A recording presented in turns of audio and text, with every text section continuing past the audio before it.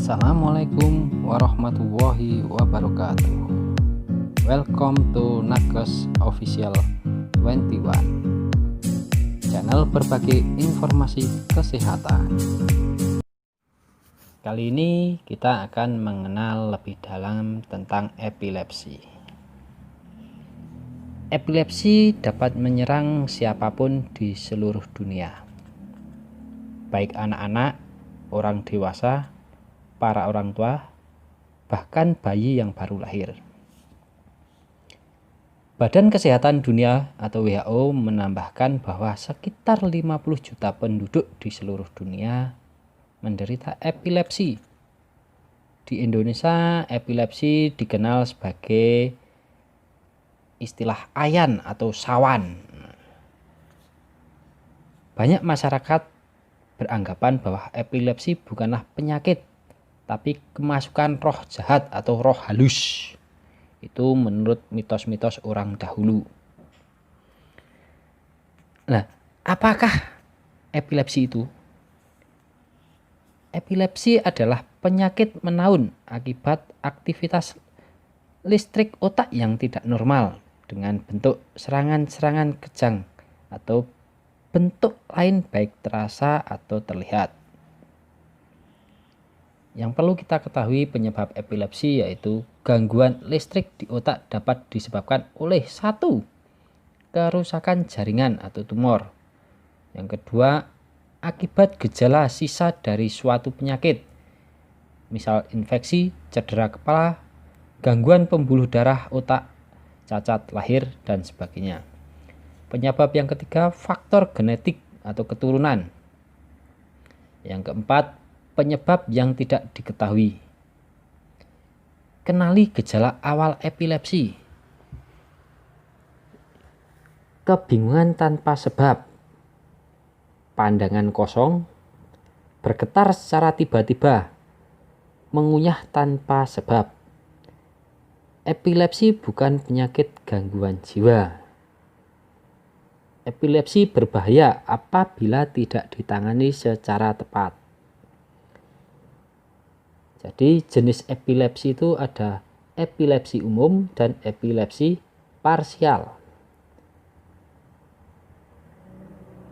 Menurut Petit-Mal atau absence, gangguan kesadaran secara mendadak, penderita diam tanpa reaksi atau bengong, lalu melanjutkan kegiatannya semula. Grand Mal, tonik-tonik, diawali dengan kehilangan kesadaran, kemudian terjadi kejang-kejang, air liur berbusa, dan nafas mengorok.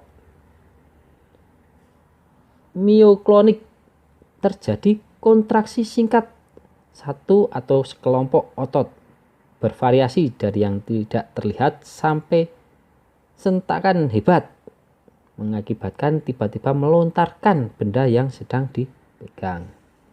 Sedangkan epilepsi parsial sederhana, tanpa gangguan kesadaran.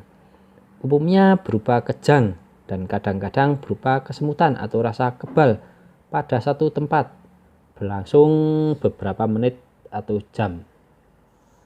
Kompleks atau yang disertai gangguan kesadaran. Untuk yang kompleks ini diawali dengan parsial, sederhana, diikuti rasa seperti bermimpi, daya ingatannya terganggu, halusinasi atau kosong pikiran. Seringkali diikuti otomatisme seperti mengulang-ulang ucapan, melamun atau berlari tanpa tujuan. Yang terakhir umum sekunder yaitu perkembangan dari parsial sederhana atau kompleks terjadi umum. Untuk pertolongan pertama pada penderita epilepsi, hal-hal yang perlu dilakukan apabila kita berada dekat penderita epilepsi yang sedang mengalami serangan. Yang pertama, jauhkan penderita dari tempat-tempat yang berbahaya atau benda-benda yang berbahaya seperti benda keras, benda tajam, dan api ataupun benda yang panas. Yang kedua, longgarkan bajunya, miringkan kepalanya ke samping untuk mencegah lidahnya menutupi jalan pernafasan. Yang ketiga, biarkan kejang berlangsung. Jangan memasukkan benda keras di antara giginya karena dapat menyebabkan gigi patah. Yang keempat, penderita akan bingung dan mengantuk setelah kejang. Biarkan ia istirahat.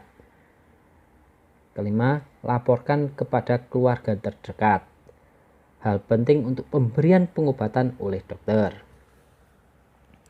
Yang keenam, apabila serangan berulang-ulang dalam waktu singkat atau penderita terluka berat, jangan lupa bawalah segera penderita ke dokter ataupun rumah sakit terdekat.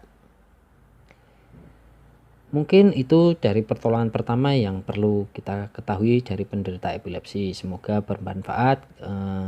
Kita ketemu lagi di pembahasan yang selanjutnya. Assalamualaikum warahmatullahi wabarakatuh.